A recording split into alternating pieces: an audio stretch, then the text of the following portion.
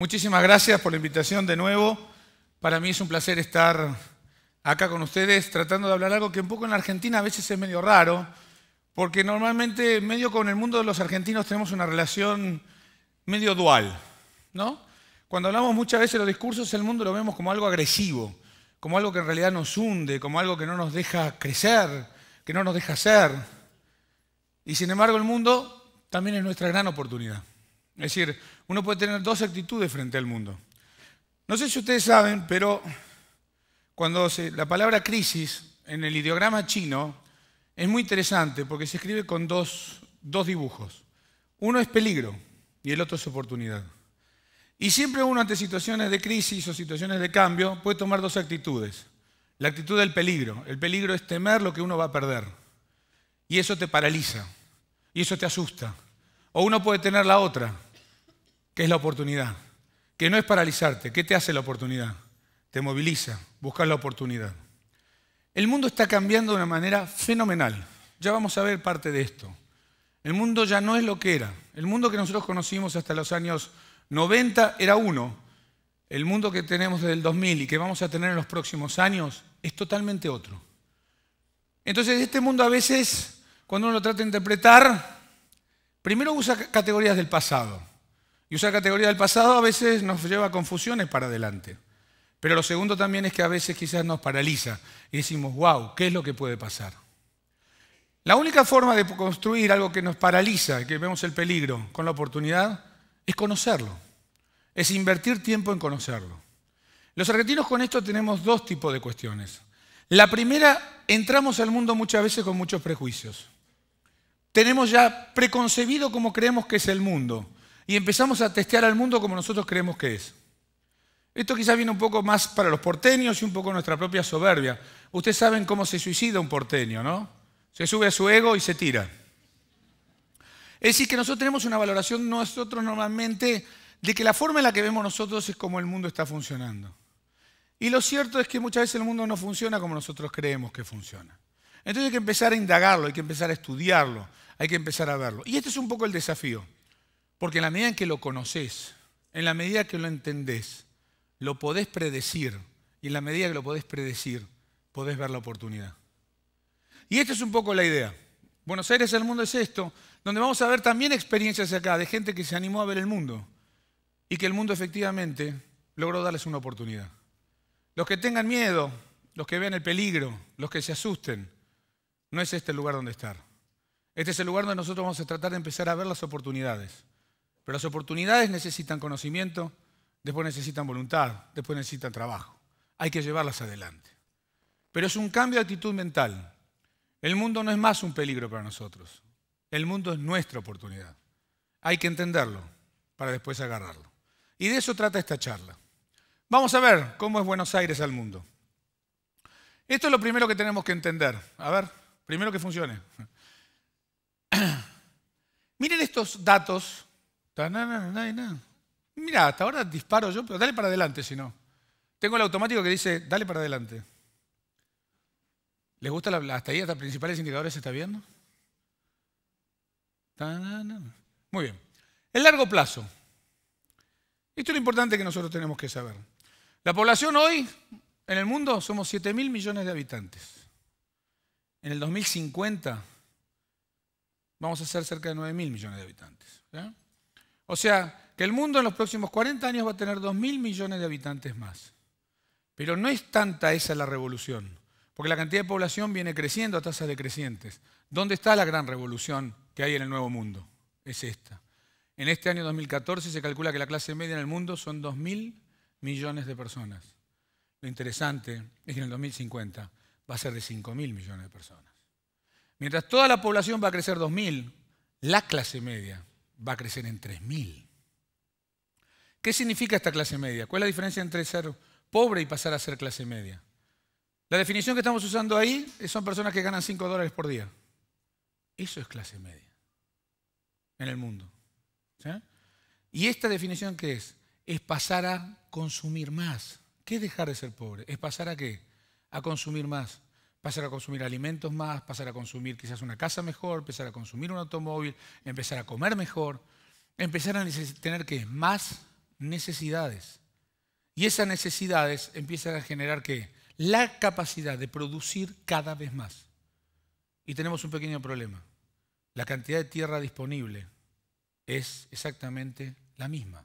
La cantidad de recursos naturales es exactamente la misma. Entonces ya no alcanza con producir más para abastecer todo lo que esta demanda de clase media va a tener. Cada vez hay que producir mejor. La palabra eficiencia en la producción cada vez va tomando más sentido en la medida en que particularmente la sociedad cada vez tiene menos pobres. Porque no es una cuestión de dar cantidad, porque si lo hacemos produciendo de la misma forma que producimos hoy, jamás vamos a poder en el 2050 darle este nivel de vida a 5.000 millones de personas, lisa y llanamente porque hoy somos demasiado ineficientes de la manera que producimos. Entonces, todo el desafío de los próximos años para llegar a esta proyección que todos queremos no es producir más solamente, es producir más necesariamente produciendo mejor. Y los más eficientes son justamente los que van a tener la capacidad de reproducir esto en todos los lugares del mundo, porque ya no es un lugar físico, va a tener que ser muchos lugares físicos. Esto es lo que vean la evolución de la población.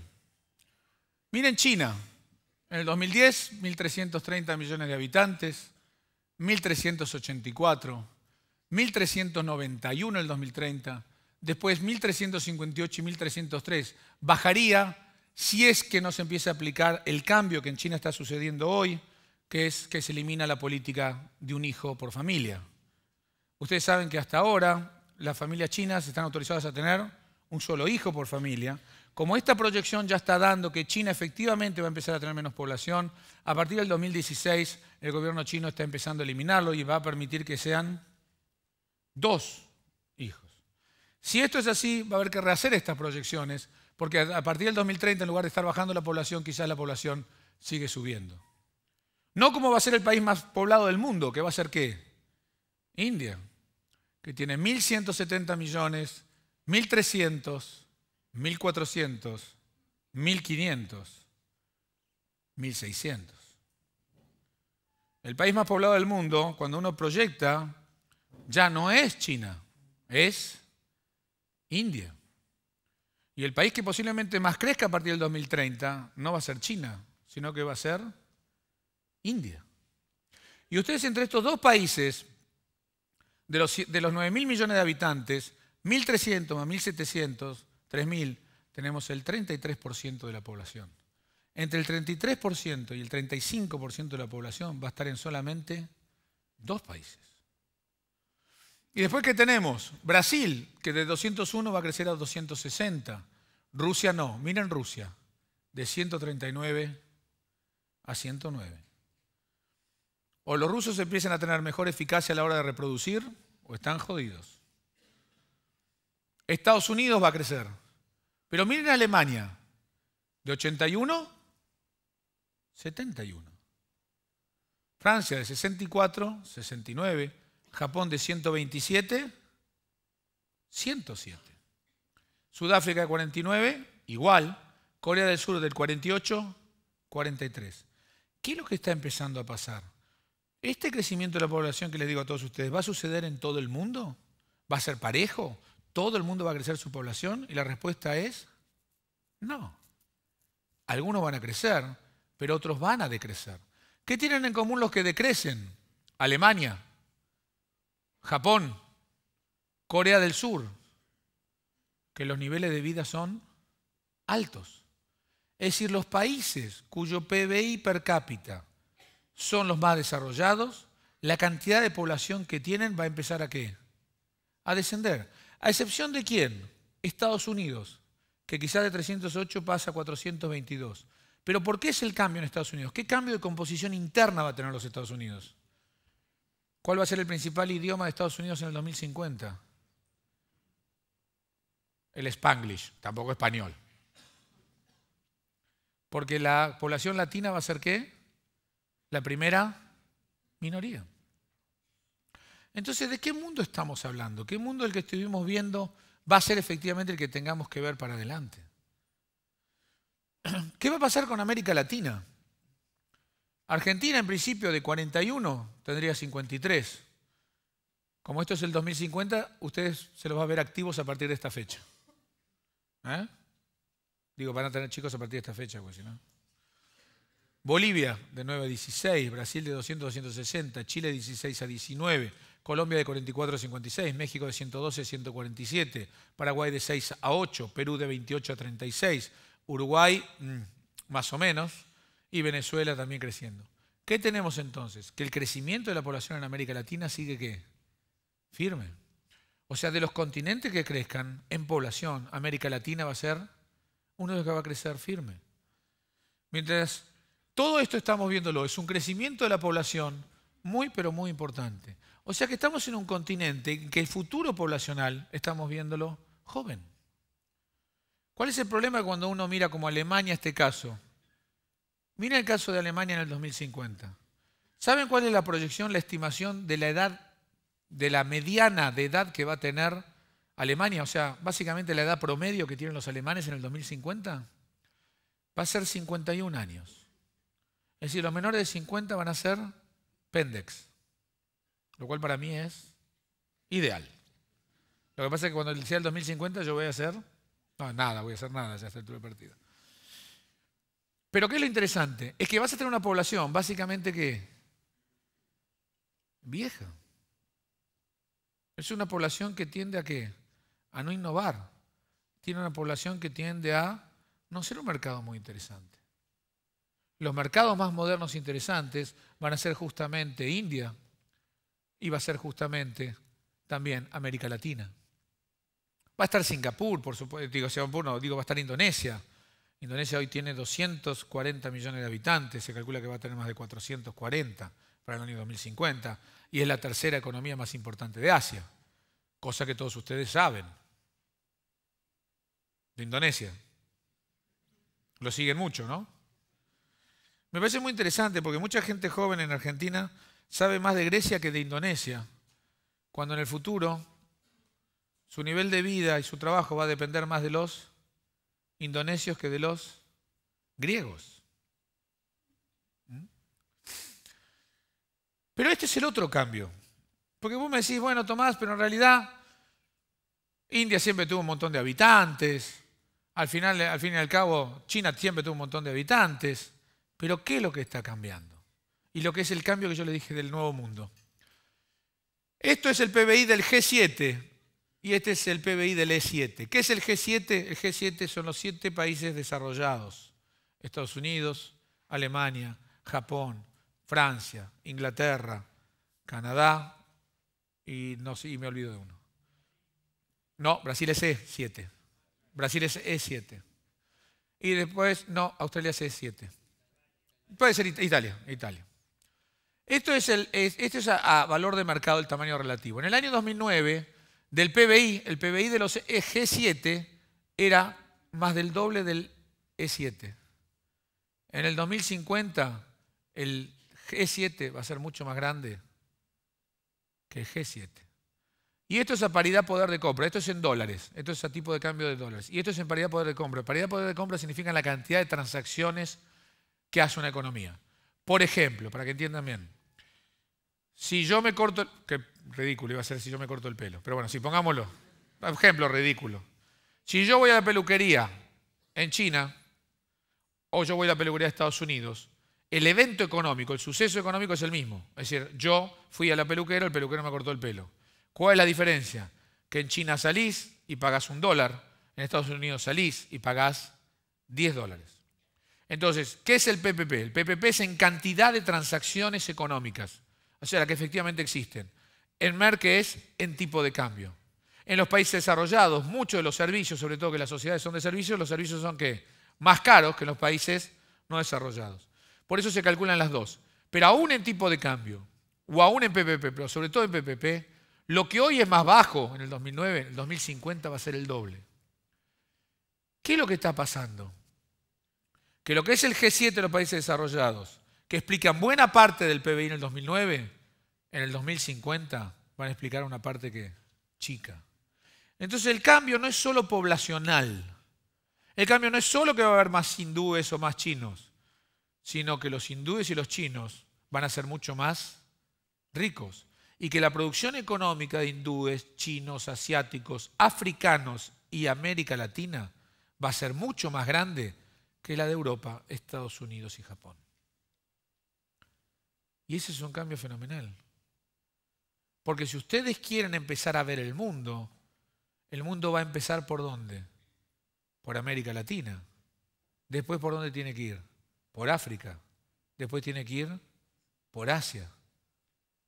Y de vacaciones a Grecia. Obviamente vamos a mirar a Estados Unidos, tenemos afinidades, etc. Pero el mundo es este. Entonces sus padres, por ejemplo, o muchos de ustedes, que entienden el mundo, para darle herramientas, te decían, hijo, para darte herramientas para el mundo que viene, tenés que estudiar inglés. Y en 20 años ustedes van a venir y van a decir, viejo, era chino la puta madre. Porque todo buen argentino, con el ego que tenemos, estamos apostando fuertemente a que los chinos estudien español. Nosotros no vamos a hacer el esfuerzo de que estudiemos chino. Pero es interesante, digo, para ver la evolución del tema de China, en Estados Unidos, en las universidades de Estados Unidos, ¿cuál es el idioma extranjero más estudiado de los universitarios norteamericanos? El chino, que es un quilombo. ¿Okay? Entonces el cambio es este. El cambio no es solo dónde va a estar la población creciendo. El cambio es dónde van a estar los mercados creciendo más. Los mercados ya no van a crecer más en los países desarrollados. Los mercados van a crecer cada vez más en los países en desarrollo. Y este es un buen escenario para nosotros. Esto es lo que quiero que vean. Es un listado de la proyección del crecimiento real, que se hace una estimación desde el 2009 al 2050. ¿Cuáles son los países que más van a crecer en el mundo, se supone, de acá al 2050? Obviamente son proyecciones. ¿Las proyecciones qué son? Pueden fallar. Pero claramente miren lo que tienen. 8,8% anual, Vietnam. 8,1% India. 7,9% Nigeria. 5,9% China. 5,8% Indonesia. 5,1% Turquía. 5% Sudáfrica. 5% Arabia Saudita. Esto no es cierto. México 4,7%. Pero puede ser Argentina.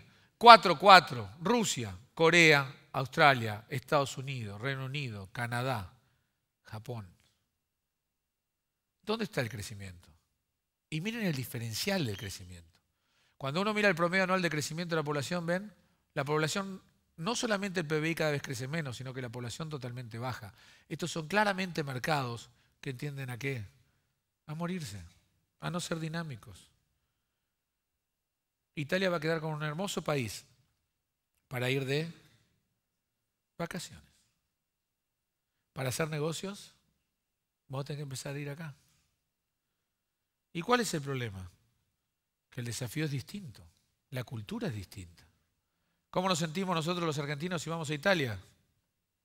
Más o menos como qué. ¿Qué se come en Italia? La pasta. Nos sentimos como en casa. Vamos a Indonesia. Y esto, la comida tailandesa. ¿Quién comió comida tailandesa? Está buena, rica. Comemos a la Argentina, es decir que sin picante. Coman comida tailandesa en Tailandia. ¡Guau! Pero ¿esto qué implica? Que la cultura que tenemos que tener es una cultura mucho más amplia. Es una cultura que tenés que entender los códigos. Es una cultura que cuando tenés que ver a una persona, tenés que quizás hacer una reverencia, tenés que dar la tarjeta con las dos manos, tenés que respetar ciertas normas. Aprender a adaptarte. Salir al mundo no es que el mundo nos entienda a nosotros. Salir al mundo es que nosotros tenemos que entender al mundo. Y el mundo que está creciendo y sobre el cual nos vamos a desarrollar y va a ser nuestro potencial, no nos es naturalmente, culturalmente afín. Entonces el desafío de todos ustedes es más complejo, porque hay adaptaciones culturales que uno va a tener que hacer. Y no es el mundo solamente de Latinoamérica, lo que está muy bien, es este mundo que se está viniendo.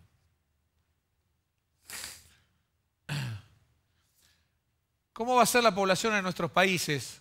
¿Cómo es la población? Para que tengan idea del tamaño relativo. Brasil 200 millones, Colombia 45, Argentina 42, Perú 29, Venezuela 28, Chile 17, Ecuador 15, Bolivia 10, Paraguay 6, Uruguay 3, Guyana, Surinam y las Malvinas. Esto es lo que quiero que miren, 200 millones. Prácticamente la suma después de todos estos es igual a esto. Brasil, de nuestra región, es el 50% de los habitantes, es el 50% del PBI. Tiene mucho peso, tiene mucha significancia Brasil con nosotros.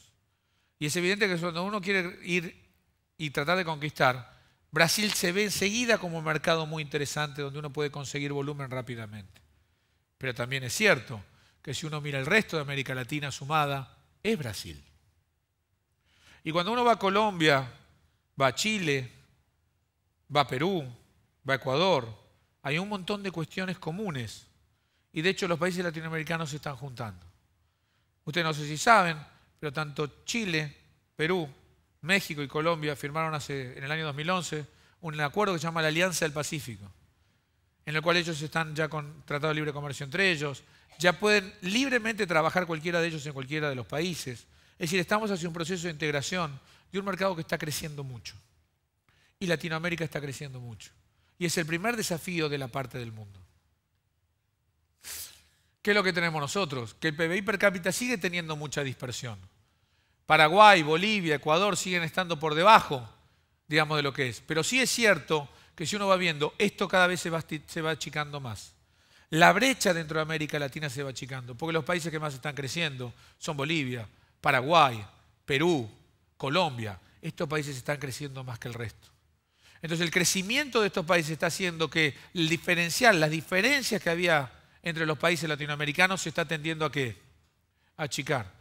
Piensen que Paraguay este año va a crecer 6,5%, Bolivia va a crecer 5,5%, Perú va a crecer el 5%, Colombia va a crecer el 6%. O sea, son economías que muy dinámicas y están creciendo mucho más comparado con una Argentina que no va a crecer, con un Brasil que casi no va a crecer. Es decir, los de más alto PBI que tienden a no poder crecer, los de más bajo están con tasa de crecimiento. Eso está yendo como tendencia a que nuestra América Latina empiece a ser cada vez ¿qué? Más igual, más similar, con más cantidad de clase media. Y esto es bueno para ver al mundo. Y esto también tenemos que tenerlo en cuenta nosotros. ¿Cuáles son los desafíos de corto plazo? Pues hasta ahora les hablé a ustedes del largo, pero ¿qué pasa en el corto plazo? Estos son los datos de crecimiento de este año. Ustedes pueden ver, esto fue lo del año pasado y este es este año. Acá yo les estoy mostrando cómo Europa empieza a crecer y sobre todo estos países están creciendo. Pero ya Brasil no crece tanto, ni va a crecer tanto. Siguen siendo China e India los países que más crecen. ¿Qué es lo interesante? Que cuando uno mira el 2014 y ves estos datos, uno puede ver que ya el mundo volvió a crecer. Lo que fue la crisis internacional del 2009, en el año 2014 definitivamente terminó. Ya se discute cuánto puede crecer cada país, pero los países ya están creciendo de nuevo. Y eso es un buen dato, porque la coyuntura de una crisis internacional definitivamente terminó. Ahora vamos a discutir cómo vamos a crecer, cuánto vamos a crecer, pero definitivamente la crisis internacional terminó. Y eso es un buen dato. La discusión ahora es el crecimiento. ¿Qué pasa en América Latina? No todos crecen, como les dije, pero los países más chicos, como son Chile, Colombia, México no tan, digamos, es chico en términos de PBI per cápita, y Perú crecen mucho más que los que quizá en términos relativos son más ricos, como es el más rico per cápita Venezuela, Argentina o Brasil. Es decir, que esta América Latina, ¿qué hace? Empieza los países que tienen PBI per cápita más chico a crecer más, mientras los que tienen PBI más alto empiezan hasta costarles crecer. En esta diferencia es efectivamente donde América Latina empieza a equipararse un poquitito más. ¿Cuáles son los problemas también que tenemos? Y muy interesantes. Cuando uno mira los valores de las monedas de muchos de estos países han logrado una estabilidad monetaria muy grande. Cuando uno mira, por ejemplo, el valor del real, el valor del peso chileno, el valor del peso colombiano, la moneda de México, la moneda de Perú, uno ve que tiene monedas que son estables hace mucho tiempo, escenarios macroeconómicos de mucha estabilidad. Cuando ustedes piensan que, por ejemplo, hace 6 años el sol peruano estaba a 3,80 contra el dólar, estás hablando de que es un país y una moneda que ha ido consolidándose. O un peso colombiano que estaba a 2.500 y ahora está en 1.800. O un real que estaba a 3 contra el dólar y ahora está a 2,40. Es decir, claramente monedas que se han ido fortaleciendo y han logrado un control macroeconómico importante. Que buena parte del crecimiento tiene que ver con eso. Entonces, este escenario de una Latinoamérica estable, una Latinoamérica creciendo, nos da algo que es muy propicio, que es tener un escenario de vecinos, de gente que tiene culturas similares, que están en crecimiento y que nos dan la oportunidad de empezar a salir al mundo. Por lo tanto, el mundo es una oportunidad. Yo soy un convencido que el mundo es una oportunidad. Es un mundo distinto, no es un mundo de los que creíamos que era, es un mundo con culturas distintas, con nuevos actores y que nos van a plantear nuevos desafíos. Siempre hay que actuar local, pero siempre hay que pensar global. Todo lo que nosotros empecemos a pensar si queremos ser emprendedores y tener iniciativas, hay que pensar cómo hacerlo local, pero empezar a diseñarlo de manera global. Se empieza local, se sigue regional, se termina global. No hay proyectos locales. Hay proyectos que empiezan en lo local. Pero el proyecto que no termina como global no es un proyecto que pueda crecer mucho. No es un proyecto que pueda pensarse en lo grande. Y Argentina tiene la capacidad, y vamos a ver hoy, durante el día, la capacidad de pensar global. Porque cuando pensás global, actuás mejor localmente. Que esto es lo más interesante. Porque tenés el desafío de lo local. Quedarse a veces en tratar de tener y mirar tu barrio es conformarte con poco. Y es quedarte mediocre. Es no tratar de pensar más allá. ¿Qué les voy a resumir? Nosotros tenemos cada vez más personas y más necesidades. El mundo tiene cada vez más personas. Y como hay cada vez más personas, hay cada vez más necesidades. Es decir, hay siempre lugares de donde ir a satisfacerlas. Cada vez hay más problemas que requieren claramente más soluciones. Y al fin y al cabo, un emprendedor o cualquiera que quiera generar algo, ¿qué es lo que tiene que hacer para que su empresa sea exitosa? Lisa y llanamente, resolver un problema. Cuando vos pensés si vas a iniciar algo, sea cualquier cosa, antes de empezar el proyecto vos decís, ¿qué problema le resuelvo a quién?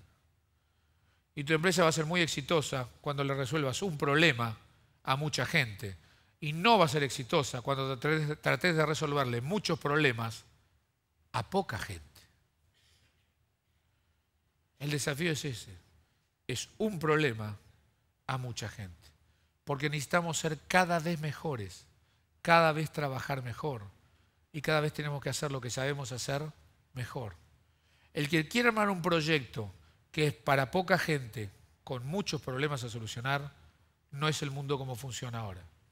Ahora es al revés. Es un problema para mucha gente. Y finalmente, cada vez hay más emprendedores. ¿Y por qué es esto? Porque en la medida que las sociedades se sofistican, la gente cada vez tiene mejores condiciones de vida, cada uno quiere cosas especiales. Cada vez tenemos situaciones diferenciadas. Vamos hacia la diferenciación.